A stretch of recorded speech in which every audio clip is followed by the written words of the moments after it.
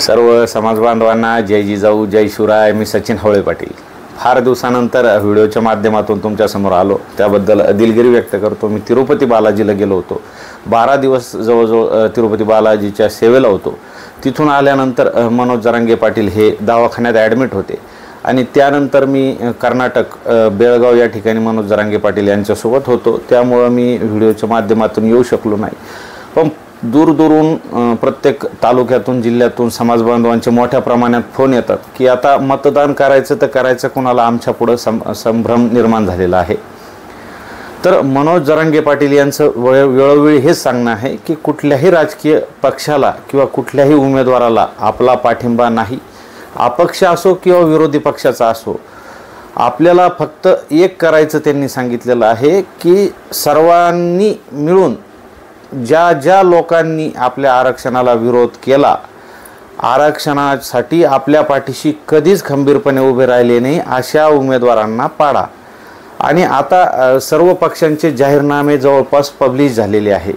त्या जाहीरनाम्यामध्ये चेक करा की सगळे सोयरेचा प्रश्न, मराठा आरक्षणाचा प्रश्न मार्गी लावल असं त्यांच्या जाहीरनाम्यात आहे का, ते सर्व उमेदवारांनी डिक्लेअर केलेलं आहे का ते अगोदर बघा। आपल्या आरक्षणाला कुणी कुणी विरोध केलं ते बघा। आणि निवडून आल्यानंतर लोकसभेमध्ये संसदेमध्ये मराठा आरक्षणाचा प्रश्न कोण लावून धरील, कोण योग्य आहे, हा उमेदवार तुम्हाला निवडायचा आहे। मनोज जरांगे पाटील हे कुठलाही उमेदवार कुणाला मतदान करायचं याबद्दल सांगणार नाही। तुम्ही वेळप्रसंगी जात बघू नका की तो आपल्या जातीचा आहे की नाही आहे, पण आपल्याला इच्छित म्हणजे ज्या ज्या लोकांनी आपल्याला आरक्षणाला विरोध केला, आपलं आरक्षण आपल्याला मिळण्यापासून ज्यांनी वंचित केलं, ज्यांनी आपल्याला वेगळं ठेवलं, त्या सर्वांना आपल्याला पाडायचं आहे। आपल्याला त्यांच्या विरोधात मतदान करायचं आहे। पण आता सध्या हे लोक तुम्हाला दारू पाजतील, मटण खाऊ घालतील, पैशाचं आमिष देतील, तुम्हाला काय करायचं ते सगळं करा। यांना विश्वास द्या की आम्ही तुमच्याच पाठीशी आहे, पण ऐनवेळी म्हणजे खा सर्वांचं मटण आणि दाबा योग्य बटन, आपल्या आपल्या पद्धतीने बटन दाबायचं आणि त्यांना सांगायचं की तुम्हालाच मतदान केलं आणि ते पडला की पडल्यानंतर बुके घेऊन जा की आम्ही तर जीव तोडून तुमच्यासाठी प्रयत्न केले पण साहेब यश मिळालं नाही, असं त्यांना विश्वास द्या। म्हणजे हाच आपला गनिमी कावा आहे की आपल्याला आपले जे आहेत आता समाज बांधव जे राजकीय पक्षाच्या सोबत आहेत तेही तेच काम करत आहे की ते त्यांना दाखवत आहेत। पण जर काही असे चाटुगिरी करणारे पक्षातले काही आपले समाज बांधव असतील तर त्यांना उघड्यावर पाडा। आता मतदान 100% करायचं आहे, कारण आता जी एक 8-10 4-5 दिवस अगोदर जे मतदान झालं त्यावेळेला आपले उमेदवार नसल्यामुळं आपले समाज बांधवांनी कुणी शेतात गेलं, कुणी लग्नाचे कारण करून गेलं, कारण आपला उमेदवारच नाही, आपण मतदान का करायचं। तर मतदानाचा टक्का कमी झाला होता।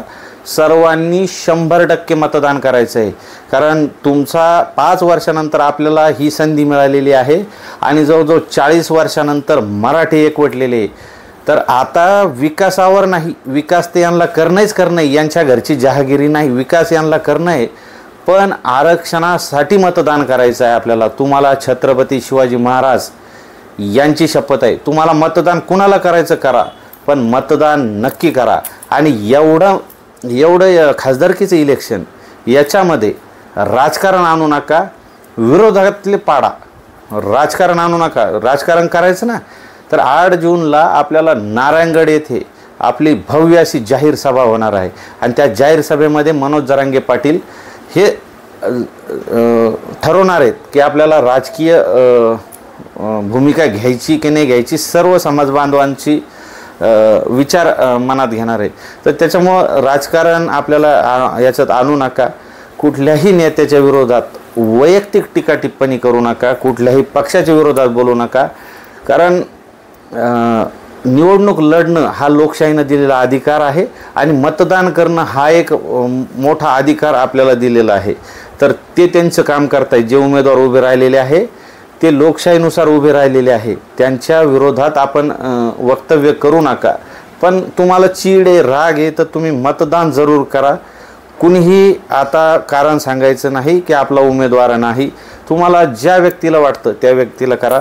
आता भरपूर असे फोन येतात की खासदारकीला आपले उमेदवार द्यायला पाहिजे होते, तर जर ते दिले असते तर त्यामध्ये आपली फुटाफूट झाली असती. पण आता आपण सांगितलेलं आहे आणि तुम्हाला खासदार पाठवायचेच ना आपल्याला, तर आपण आता 8 जूनला मनोज जरांगे पाटलांनी जर भूमिका घेतली विधानसभा लढवायच्या, तर जवळपास 125 ते 150 आमदार हे आपले निवडून येऊ शकतात. आणि जर ते आले तर त्यांच्यामार्फत आपल्याला राज्यसभेवर आपले खासदार पाठवता येतात.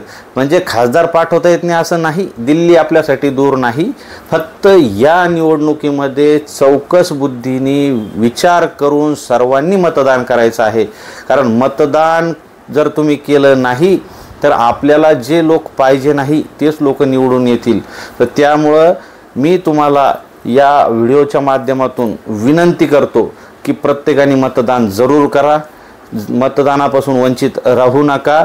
आणि हा व्हिडिओ सर्व समाज बांधवांपर्यंत जास्तीत जास्त शेअर करा. माझं हे चॅनल जर तुम्ही सबस्क्राईब केलेलं नसेल तर जरूर सबस्क्राईब करा. कारण तुमच्या सबस्क्राईब केल्याने येणारे नवनवीन अपडेट हे तुम्हाला मिळत राहतील. आणि मी वेळोवेळी जरांगे पाटील यांच्यासोबत असतो.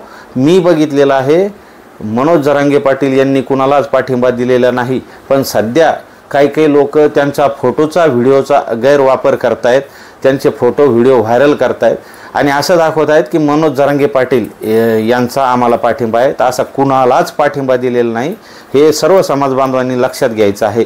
आणि तुमच्या मन आणि बुद्धीला जो उमेदवार योग्य वाटेल त्यालाच मतदान करायचं आहे. आणि तुम्ही मतदान कुणाला करणार आहे हे कुणाला सांगायचं नाही. मतदान हे गुप्त पद्धतीने केलं जातं. तुम्ही म्हणजे मतदान कुणाला केलं हे तुमच्या पत्नीलाही सांगायचं नाही. इतकं मतदान हे गुप्त ठेवायचं आहे आणि प्रत्येकाने मतदान जरूर करायचं आहे. हा व्हिडिओ जास्तीत जास्त शेअर करा. नवनवीन माझे व्हिडिओ येत राहतील. मी माहिती देण्याचं काम करतो. तुर्तास थांबतो. जय जिजाऊ.